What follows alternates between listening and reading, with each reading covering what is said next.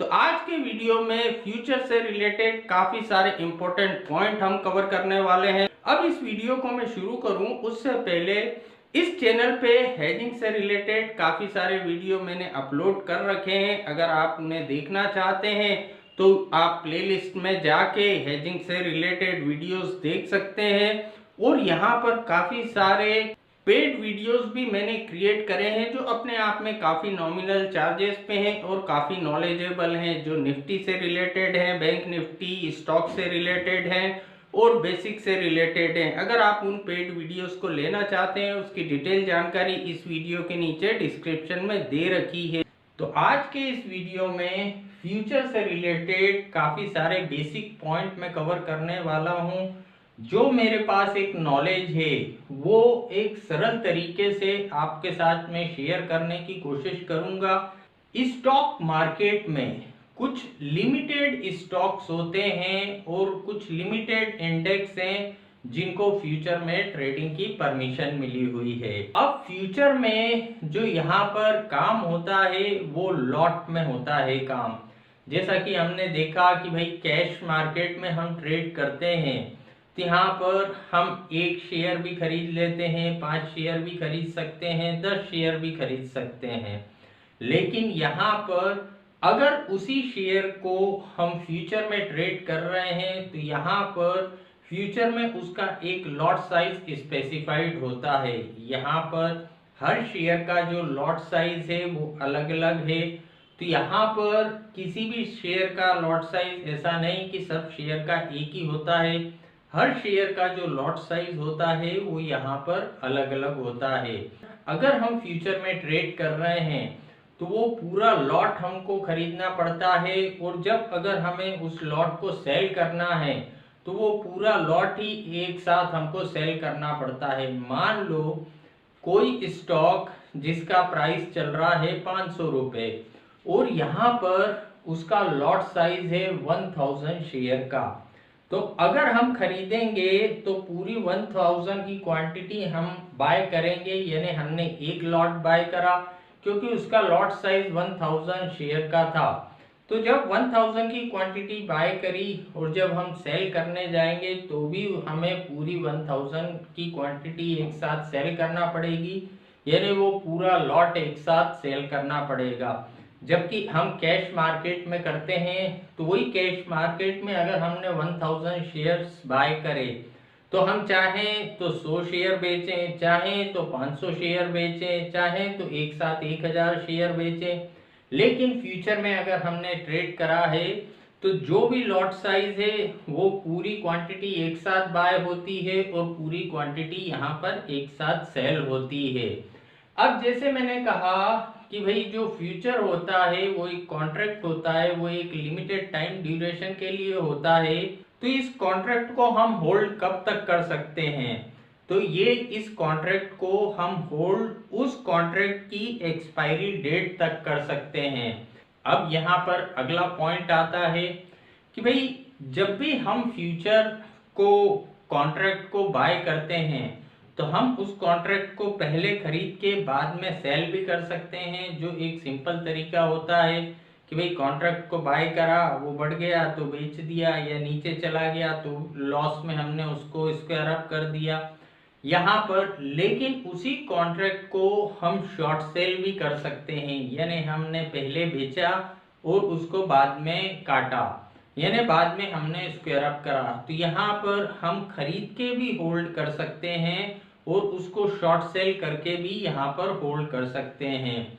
लेकिन यहाँ पर जैसा हम जानते हैं कैश में हम शेयर को खरीद के तो होल्ड कर सकते हैं लेकिन उसको शॉर्ट सेल करके होल्ड नहीं कर सकते। जबकि फ्यूचर में हम खरीद के भी होल्ड कर सकते हैं, हम शॉर्ट सेल करके भी होल्ड कर सकते हैं। हमको लगा कि कोई शेयर गिर सकता है लेकिन हम कैश में उसे शॉर्ट सेल करके होल्ड नहीं कर सकते। लेकिन अगर हमको लगता है कि भाई ये शेयर गिर सकता है तो हम उसको फ्यूचर में शॉर्ट सेल, अगर उसका फ्यूचर है वो फ्यूचर में ट्रेड करता है तो उसके फ्यूचर को शॉर्ट सेल करके यहाँ पर होल्ड कर सकते हैं। तो यहाँ पर हम दोनों तरीके से यहाँ पर फ्यूचर में ट्रेड करते हैं। तो अब कॉन्ट्रैक्ट वैल्यू क्या होती है? कॉन्ट्रैक्ट वैल्यू समझने के लिए यहाँ पर मान लो कोई शेयर, उसका जो करंट मार्केट प्राइस चल रहा है, मान लो उसका करंट मार्केट प्राइस यहाँ पर 1000 का चल रहा है, करंट मार्केट प्राइस उसका 1000 का चल रहा है यहाँ पर, और यहाँ पर उसका लॉट साइज है 500 का, ये 500 का उसका लॉट साइज है। तो यहाँ पर lot into current market price is equal to होता है contract value. Current market price है, उसमें अगर हम लॉट का मल्टीप्लाई करते हैं तो जो ये फिगर निकल के आता है यह कहलाती है कॉन्ट्रैक्ट वैल्यू। अब यहाँ पर अगला सवाल निकल के आता है कि भाई यहाँ पर हम फ्यूचर में क्यों ट्रेड करें, हम कैश में क्यों नहीं ट्रेड करें, क्योंकि कैश में हमारे पास लिबर्टी है। हमने 1000 शेयर खरीदा, हम 100 बेचें, 500 बेचें, 200 बेचें, लेकिन फ्यूचर में तो पूरा लॉट खरीदना पड़ेगा, पूरा लॉट बेचना पड़ेगा एक साथ यहाँ पर। और फ्यूचर के लिए हमारे पास एक लिमिटेड टाइम ड्यूरेशन है, लेकिन कैश में अगर हम लेते हैं तो कोई टाइम बाउंडेशन नहीं है हमारे पास।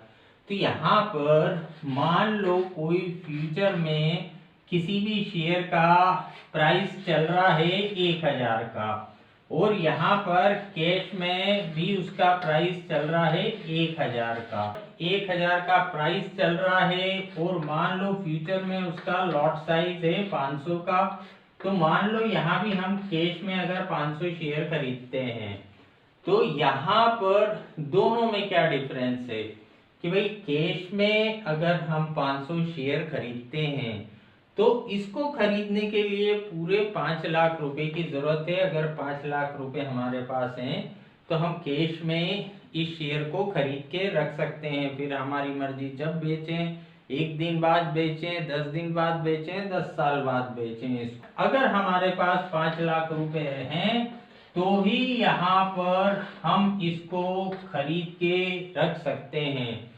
लेकिन फ्यूचर में क्या होता है, एक मार्जिन में काम होता है। अब इसके लॉट की कॉन्ट्रैक्ट वैल्यू भी यहाँ पर 5 लाख निकल के आ रही है।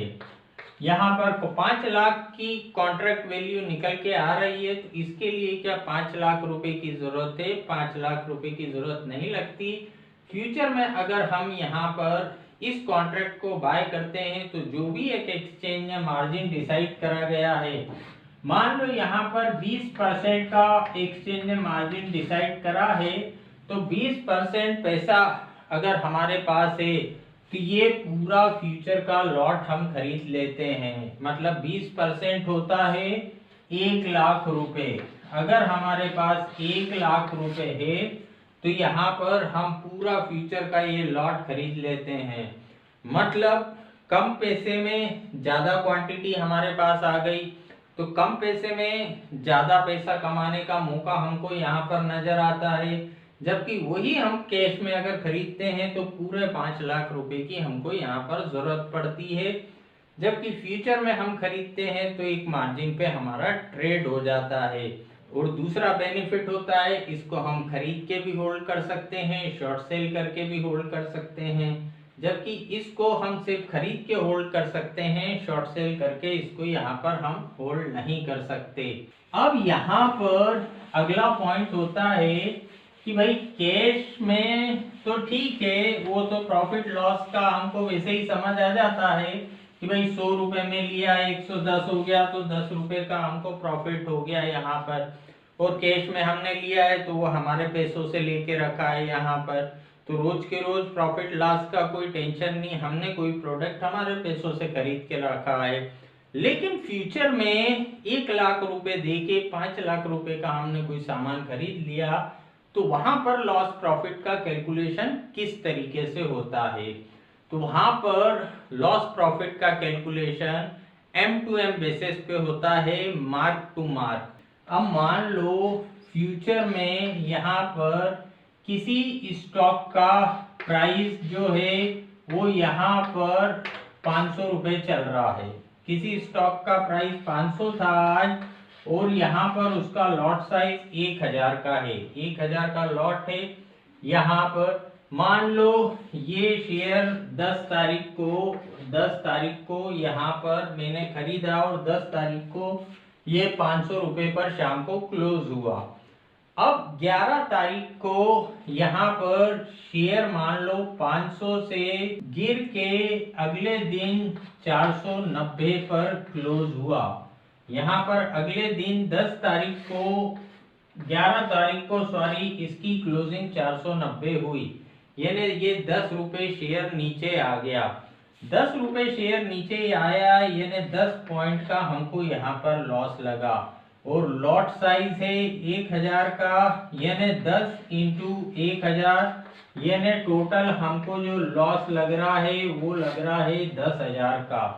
तो ये जो 10,000 का लॉस है इसे कहा जाता है M2M लॉस, जिसे कहते हैं मार्क टू मार्क लॉस। अब ये जो 10,000 रुपए हैं, अगर हमारे अकाउंट में लाख रुपए थे, हमने कॉन्ट्रैक्ट खरीदा और अगले दिन क्लोजिंग यहाँ पर 490 पर आई, तो ये 10,000 रुपए हमारे अकाउंट से यहाँ पर निकल जाते हैं और हमारे अकाउंट में 90,000 रुपए ही बचेंगे।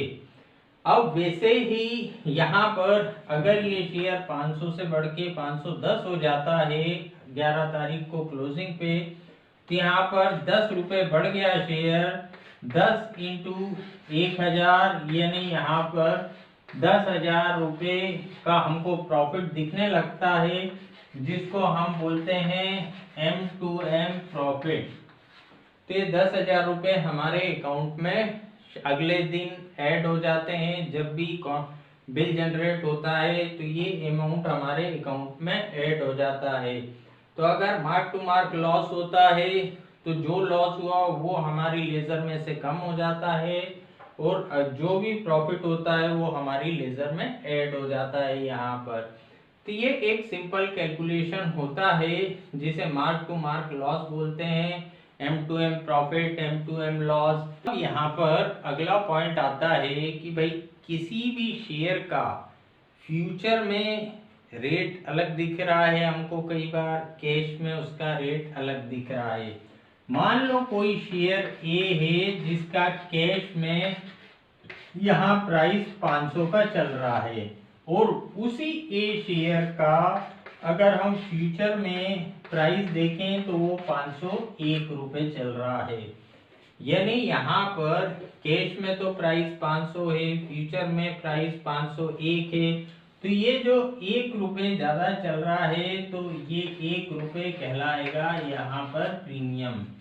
तो 1 रुपए ये शेयर प्रीमियम पे चल रहा है फ्यूचर में। वहीं अगर किसी भी शेयर का कैश में प्राइस 500 है और फ्यूचर में 499 का प्राइस चल रहा है, तो यहाँ पर ये 1 रुपए डिस्काउंट कहलाएगा कि भाई फ्यूचर में 1 रुपए डिस्काउंट पे ये फ्यूचर चल रहा है जिसका प्राइस ये यहाँ पर कैश में 500 चल रहा है। अगला इम्पोर्टेंट पॉइंट आता है यहाँ पर कि भाई फ्यूचर में हम ट्रेड तो कर रहे हैं, एक लिमिटेड कैपिटल पे ज़्यादा माल उठा रहे हैं।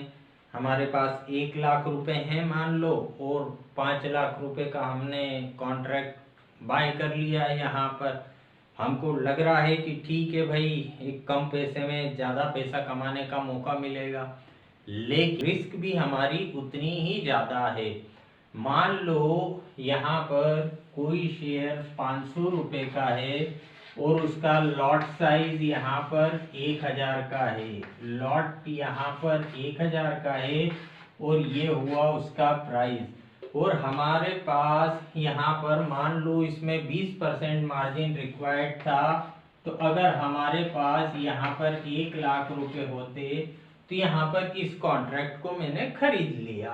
अब इस कॉन्ट्रैक्ट को तो 1 लाख रुपए थे मेरे पास, मैंने यहाँ पर बाय कर लिया। मुझे लग रहा है कि कम पैसे में ज़्यादा पैसा कमाने का यहाँ पर मेरे पास मौका है। ठीक है, बाय चांस शेयर ये 10% नीचे चला जाता है, शेयर 10% यहाँ पर नीचे गिर जाता है, तो यहाँ पर 10% का जो लॉस लगेगा मुझे वो 1 लाख रुपए में नहीं लगेगा, यहाँ 10% का जो लॉस लगेगा, जो 5 लाख की कॉन्ट्रैक्ट वैल्यू है उस 5 लाख में 10% यहाँ पर मुझे लॉस लगेगा। तो 5 लाख का 10% होता है 50,000 रुपये, यानी 50,000 रुपये का यहाँ पर मुझे लॉस लगेगा। अगर शेयर सिर्फ 10% गिरता है तो मेरी कैपिटल यहाँ पर 50% खत्म हो जाएगी। शेयर के सिर्फ 10% गिरने से मेरी कैपिटल 50% खत्म हो जाएगी यहाँ पर। तो यहाँ पर फ्यूचर में रिस्क भी उतनी ही होती है। यहाँ पर हमको लगता है कि ठीक है प्रॉफिट होगा, हम ठीक है पॉजिटिव सोच रहे हैं, लेकिन इस मार्केट का कोई भरोसा नहीं, कभी भी किसी भी समय ये कहीं भी जा सकता है। तो यहाँ पर इसीलिए हम जब भी फ्यूचर में काम करते हैं तो जो मैं प्रेफर करता हूँ कि भाई हैजिंग के साथ हमें काम करना चाहिए। हम एक लिमिटेड कैपिटल में वर्क करते हैं, लिमिटेड कैपिटल में लिमिटेड रिस्क पे हमको यहाँ पर ट्रेड करना चाहिए। तो यहाँ पर हैजिंग के लिए हमारे पास फ्यूचर को हेज करने के लिए काफ़ी सारे ऑप्शंस के कॉम्बिनेशन होते हैं जिनको हम बनाते हैं, हमारे फ्यूचर को हम ऑप्शंस के साथ हेज करते हैं। तो यहाँ पर फ्यूचर से रिलेटेड कुछ बेसिक पॉइंट मैंने आपको बताए जो हेजिंग में हमको रिक्वायर्ड होते हैं। और हेजिंग के लिए जो सबसे इम्पोर्टेंट होता है वो ऑप्शन का अच्छा नॉलेज, क्योंकि फ्यूचर को भी हेज करने के लिए हमको ऑप्शन की ही जरूरत पड़ती है। तो ऑप्शन का जितना अच्छा हम नॉलेज होगा, हमारे फ्यूचर को हम अलग अलग तरीके से हैच कर लेते हैं यहाँ पर। तो अब अगला पॉइंट आता है कि भाई ठीक है फ्यूचर का बेसिक नॉलेज, ऑप्शन का बेसिक नॉलेज ठीक है, हमको नहीं भी है तो क्या फर्क पड़ता है। आजकल तो बहुत सारे सॉफ्टवेयर आ गए हैं, यहाँ ऑप्शन से रिलेटेड नंबर डाले, नंबर डालने के बाद वो हमको बता देगा कि मेरी रिस्क कितनी, मेरा रिवॉर्ड कितना, मेरा ब्रेक इवन पॉइंट कहाँ, ऊपर की तरफ नीचे की तरफ, मेरा पे ऑफ ग्राफ कैसा बनेगा। ये सारी चीज़ें सॉफ्टवेयर में डाला और हमारे सामने निकल के सामने आ जाएंगी। कौन सा बड़ा बात है कि हमको सीखना जरूरी है ये सारी चीज़ें। तो यहाँ पर ठीक है सॉफ्टवेयर है हमारे पास, हमने नंबर डाले, उसने बता दिया कि भाई आपकी रिस्क कितनी है, आपको इतना मिल सकता है, इतना आपको लग सकता है यहाँ पर। तो यहाँ पर आपको पता भी तो होना चाहिए कि भाई ये जो नंबर निकल के आ रहे हैं कि भाई आपको 100 रुपये लग सकता है और आपको 200 मिल सकता है। तो ये जो 100 का फिगर निकल के आ रहा है ये कैसे निकल के आया, क्या ये जो 200 का फिगर निकल के आया ये कैसे निकल के आया, इसका नॉलेज तो हमको होना चाहिए। भले ही वो सॉफ्टवेयर हमारे पास है, हमने उसमें नंबर डाले, उसने बता दिया हमको, लेकिन हमको नॉलेज में तो हो कि ये आया तो आया कैसे। नॉलेज कहीं से भी मिले उस नॉलेज को हमको ले लेना चाहिए। उस नॉलेज को लेने के बाद उसको हम हमारे पैरामीटर में चेक करें और उसके बाद ही हम यहाँ पर एक सिंगल रुपये भी लगाने के बारे में सोचें। तो यहाँ पर आंख बंद करके ठीक है उस सॉफ्टवेयर में डाल दिया, उसने नंबर बता दिए, हमको पता होना चाहिए कि वो नंबर आए तो आए कैसे, यहाँ पर वो नंबर निकल के, तभी हम यहाँ पर सक्सेसफुली काम कर लेते हैं। क्योंकि यहाँ पर पैसा हमारा है, रास्ते में कहीं पड़ा हुआ मिला नहीं है, इसीलिए एक एक रुपए को इस मार्केट में लगाने से पहले हमको अच्छी तरीके से सोच विचार के यहाँ पर लगाना चाहिए, ना कि किसी के भरोसे यहाँ पर हमने हमारा सारा पैसा लगा दिया। नॉलेज XYZ कहीं से भी मिले उस नॉलेज को हमको लेना चाहिए और यहाँ पर उस नॉलेज को फिर हम हमारे पैरामीटर में चेक करें। उसके बाद हमको लगे कि नहीं अब मैं ठीक है कॉन्फिडेंटली कर सकता हूँ काम, तो फिर यहाँ पर हम पैसा लगा के काम करना स्टार्ट करें। तो आज के वीडियो में इतना ही।